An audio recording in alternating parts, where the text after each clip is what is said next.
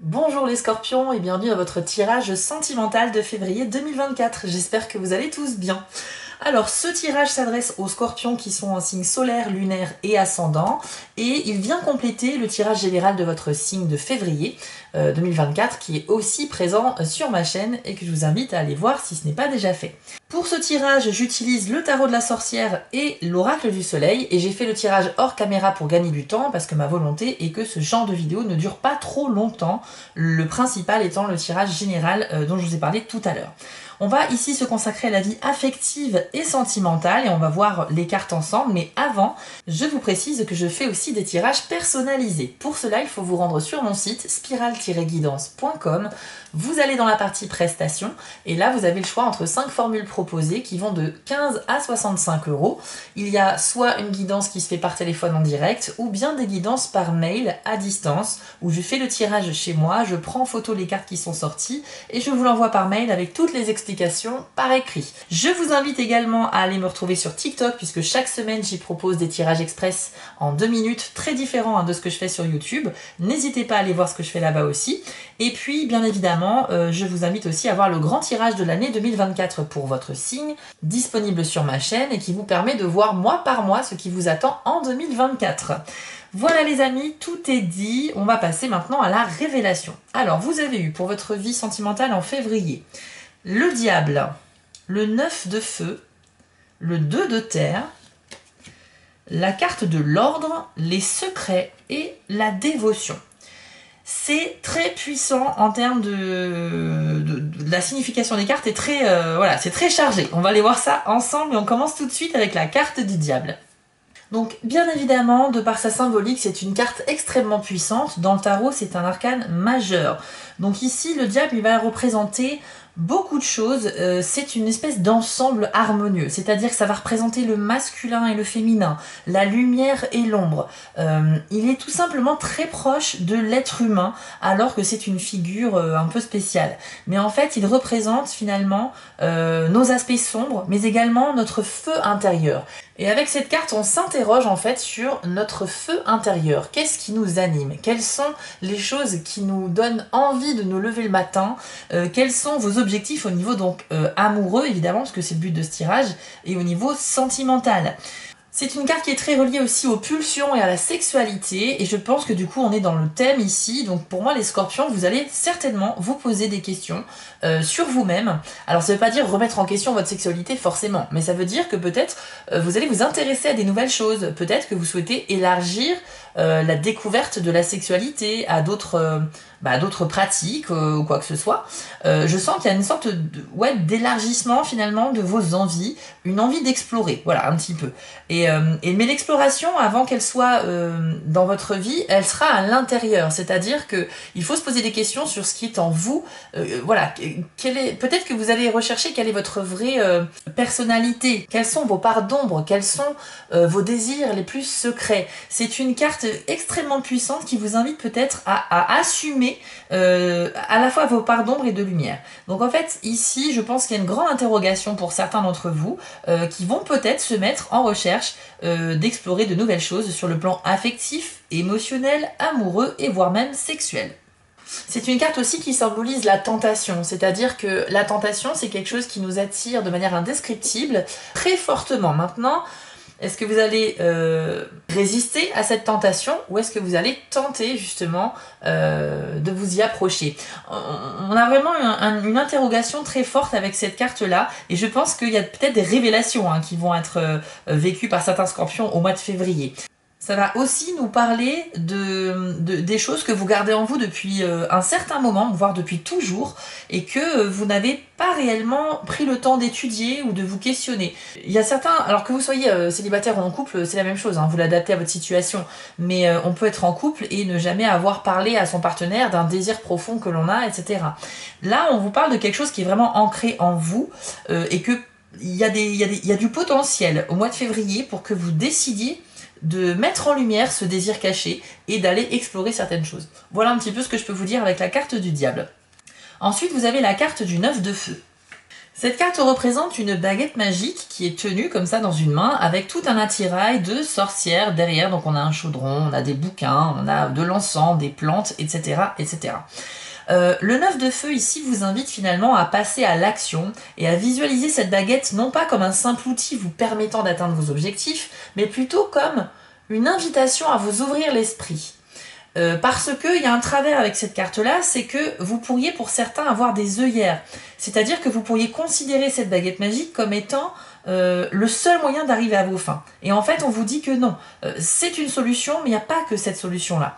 Peut-être que certains d'entre vous se focalisent trop sur une seule façon d'arriver à vos objectifs amoureux ou sentimentaux ou sexuels, alors qu'en fait, c'est beaucoup plus large que ça. Donc certes, la baguette reste un moyen, c'est une métaphore, hein, reste un moyen d'y parvenir, mais en fait vous êtes focalisé uniquement sur cette méthode-là et on vous invite justement à avoir beaucoup plus ouvertement les choses pour que vous puissiez vous rendre compte par vous-même qu'il n'y a pas qu'une façon de faire.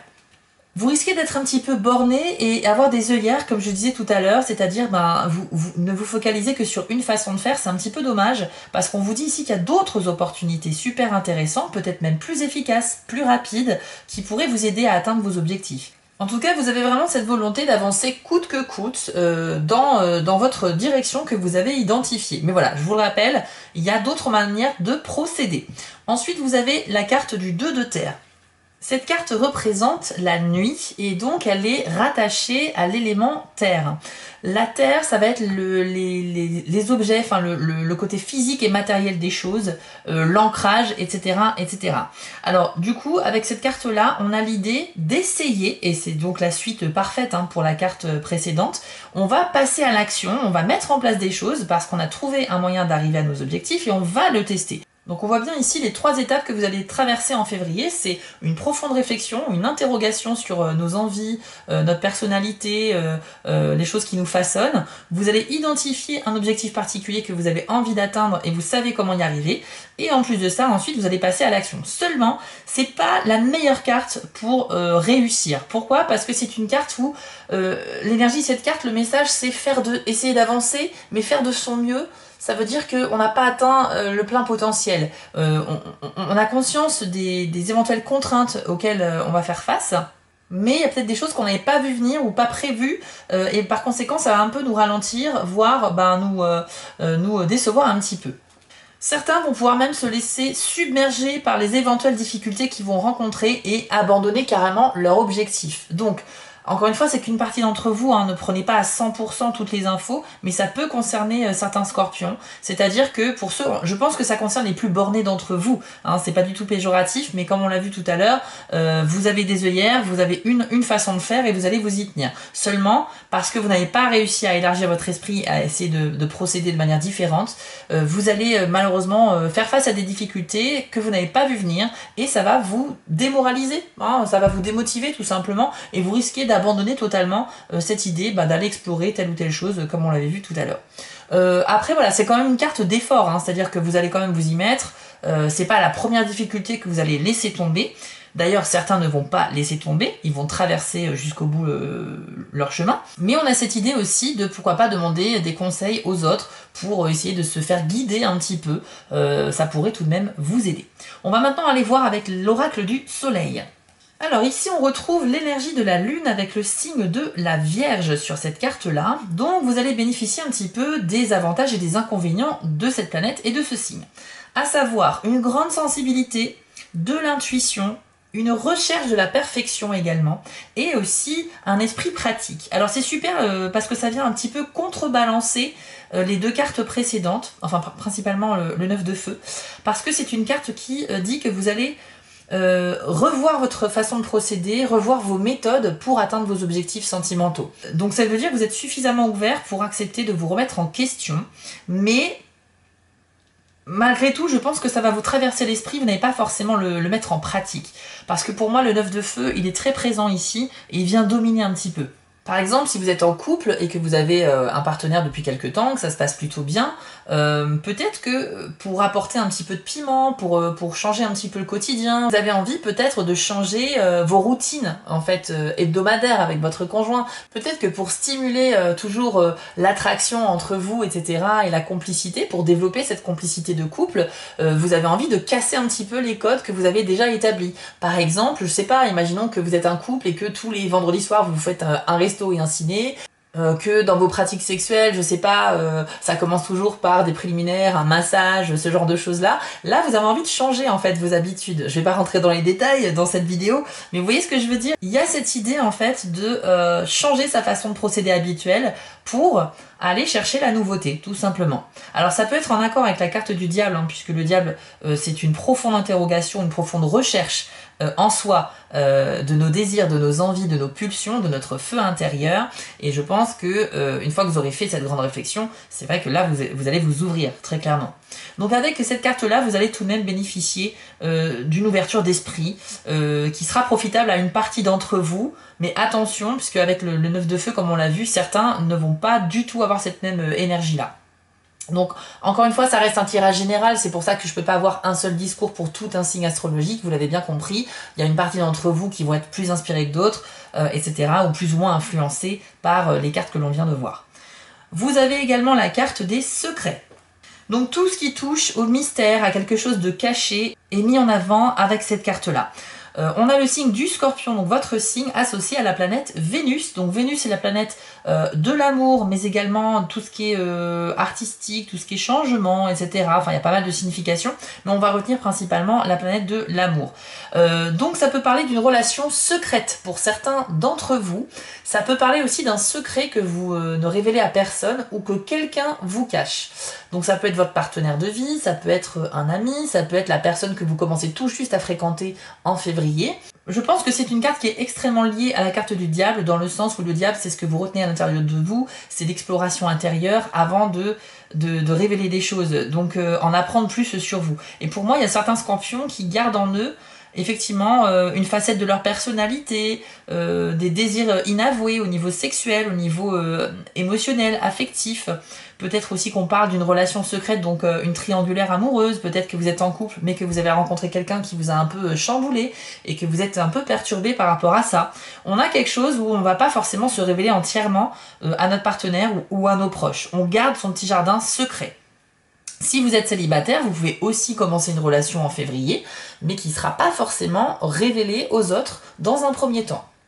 Attention, parce qu'il y a un côté négatif avec cette carte, c'est la manifestation d'une jalousie extrême. Donc là, je pense que ça s'adresse aux personnes qui sont en couple, et c'est vrai que, comme c'est une carte de non-dit, si vous voulez, puisqu'on garde pour soi des informations, avec la carte des secrets, eh bien, si notre partenaire de vie commence à avoir des soupçons sur nous, parce qu'il voit qu'on retient un secret, qu'il y a quelque chose qu'on ne dit pas, il peut se faire des films. Ça peut être vous d'ailleurs, peut-être que vous faites des films parce que vous vous rendez compte que votre partenaire, vous vous rendez bien compte qu'il ne vous dit pas quelque chose, donc on peut vite monter dans les tours, hein. On peut vite s'imaginer tous les scénarios possibles, et par conséquent, bah voilà, on peut se dire, bah ça y est, t'as une histoire, en fait tu me le dis pas, tu vois quelqu'un, etc. Donc attention à la manifestation de jalousie extrême, essayez de contrôler vos émotions, essayez aussi tout simplement de parler, hein, d'ouvrir le dialogue, c'est là quand même la meilleure façon, a priori, pour avoir des réponses et pour essayer de calmer les tensions. Ensuite, vous avez la carte de la dévotion. Alors avec cette carte, on nous dit que vous avez un grand désir de plaire à tout le monde un petit peu, au risque parfois de promettre des choses à plusieurs personnes, mais que vous ne pourrez pas finalement tenir vos promesses. Donc c'est-à-dire que vous risquez plus de décevoir que de satisfaire les personnes. Il y a une forme peut-être d'ego assez exacerbée ici, puisque vous avez envie d'attirer l'attention sur vous, mais en même temps on a cet esprit de dévotion où vous avez réellement envie soit de faire plaisir, soit de rendre service, soit d'aider, etc. Mais comme on est dans un tirage sentimental, pour moi, je l'associe plus à une forme d'égocentrisme un petit peu. Alors c'est pas forcément péjoratif, mais vous avez un besoin, certes, d'être dévoué, mais en essayant d'avoir un maximum de personnes qui sont sous votre charme. C'est-à-dire que ça va être important pour vous de voir que vous avez du charme, que vous pouvez tout à fait séduire. Même si vous êtes en couple, vous aurez peut-être envie de vous prouver à vous-même que les gens vous regardent quand même, quoi. Donc c'est toujours satisfaisant à titre personnel. Ça veut pas dire que vous allez tromper votre partenaire ou que vous allez fauter, mais il y a juste une satisfaction personnelle que vous recherchez ici. Malheureusement, ici on nous dit que à force d'être sympathique comme ça avec plein de monde, vous risquez de promettre des choses. Ça peut être aussi au niveau amical, hein, rendre service à des amis, leur rendre visite, etc. Oui, tu m'invites, bah oui, je serai présent, etc. Mais en fait, vous allez dire quasiment oui à tout, parce que vous aurez vraiment à cœur de satisfaire un maximum de personnes. Sauf qu'en fait, on nous dit que ça sera pas possible, et que vous risquez d'être dans une voie sans issue, où vous n'aurez pas d'autre choix que de fuir, de renoncer à vos promesses, etc. Ce qui est un petit peu dommage. Ça peut nous parler d'une relation aussi très forte, hein. Si vous êtes en couple, le mois de février pourrait être le mois où vous allez renforcer vos liens. Parce que sur l'image, on y voit bien... alors, il y a un oiseau qui est certainement mort, ou en tout cas en mauvais état, hein, au sol. Et à côté, on a son partenaire qui est à côté et qui surveille un petit peu, voir s'il n'y a pas de prédateur, qui ne l'abandonne pas à son sort, en tout cas. Donc, on a cette idée, effectivement, d'être dévoué parce qu'on est un couple soudé. Le soleil et la lune qui sont en parfaite harmonie ici au-dessus, qui symbolisent le masculin et le féminin, etc. Le jour, la nuit, les opposés qui s'attirent. Donc on est vraiment sur une carte d'union ancrée, durable et qui résiste en fait aux déboires de la vie. Donc pour moi c'est une carte qui renforce les liens parce qu'on est dévoué à son partenaire. Ça peut parler d'un mariage heureux pour ceux qui sont dans ce type de démarche-là. Donc c'est un très bon signe pour valider ou officialiser des unions. Et ça peut nous parler aussi d'une relation avec une personne avec qui il y a une grande différence d'âge. Donc, plus jeune ou plus âgé, peu importe, mais si vous êtes célibataire, il se peut que vous ayez flashé sur quelqu'un qui n'est pas forcément de votre génération à quelques années près. Mais voilà, en tout cas, il y a cette idée de différence d'âge qui fait qu'une relation peut quand même fonctionner. Hein. Alors ça peut être aussi quelque chose de très passionnel, mais qui va pas forcément durer dans le temps. Mais en tout cas, il y aura une séduction sur le plan intellectuel, au niveau des discussions, au niveau du charisme, parce que c'est très important également, et au niveau de la personnalité. Et donc, pour résumer, pour moi, c'est un mois d'exploration pour votre signe, le mois de février. Certains vont se lancer à fond dans l'atteinte de leurs nouveaux objectifs sentimentaux, sexuels ou amoureux. Mais certains vont aller trop vite et risquent de galérer un petit peu à réaliser ces désirs-là. Pour d'autres, vous êtes plutôt méthodique, on l'a vu avec la carte de l'ordre, et vous avez peut-être plus de chances d'arriver à vos fins parce que vous avez un esprit plus pratique. Et cette ouverture d'esprit vous sera totalement bénéfique pour vous aider. Après, on a aussi des opportunités de rencontre pour les célibataires qui seront principalement faites plutôt en secret dans un premier temps, et potentiellement avec une personne plus âgée ou plus jeune que vous. On parle d'une différence d'âge assez importante, hein, donc on n'est pas sur 2-3 ans de différence, on est sur plus que ça. Voilà un petit peu ce que je peux vous dire, mais pour moi, le diable étant sorti en premier et étant une arcane majeure, c'est la carte la plus puissante de votre tirage et elle symbolise tout simplement l'énergie du mois, c'est-à-dire s'interroger sur nos désirs, etc. Enfin, vous avez compris, je vais pas me répéter. Donc, exploration intérieure et extérieure aussi, désir de nouveauté, possibilité amoureuse, ça c'est certain aussi. Et en gros, je pense que c'est un mois où vous allez un peu vous amuser, vous allez découvrir pas mal de choses. Donc voilà, donc c'est plutôt pas mal pour vous, les scorpions. Si ce tirage vous a plu, n'hésitez pas à vous abonner, à liker ou à commenter, ça permet de me soutenir et je vous en remercie d'avance. On se retrouve très vite pour les prochaines vidéos sur YouTube et vous pouvez désormais aller voir votre tirage de la semaine sur TikTok si vous avez un compte et me suivre là-bas également. Je vous dis à bientôt les scorpions et passez un très bon mois de février. Ciao! Si cette vidéo vous a plu, n'hésitez pas à liker, commenter et partager, ça permet vraiment de soutenir mon travail et je vous en remercie d'avance. Je vous remets l'adresse de mon site en bas de l'écran pour ceux qui souhaitent une guidance privée avec moi et retrouvez-moi sur TikTok pour du contenu exclusif. Je suis aussi sur Instagram et j'ai une boutique en ligne sur Etsy. Et si vous ne souhaitez manquer aucune de mes prochaines publications, n'hésitez pas à vous abonner. À bientôt!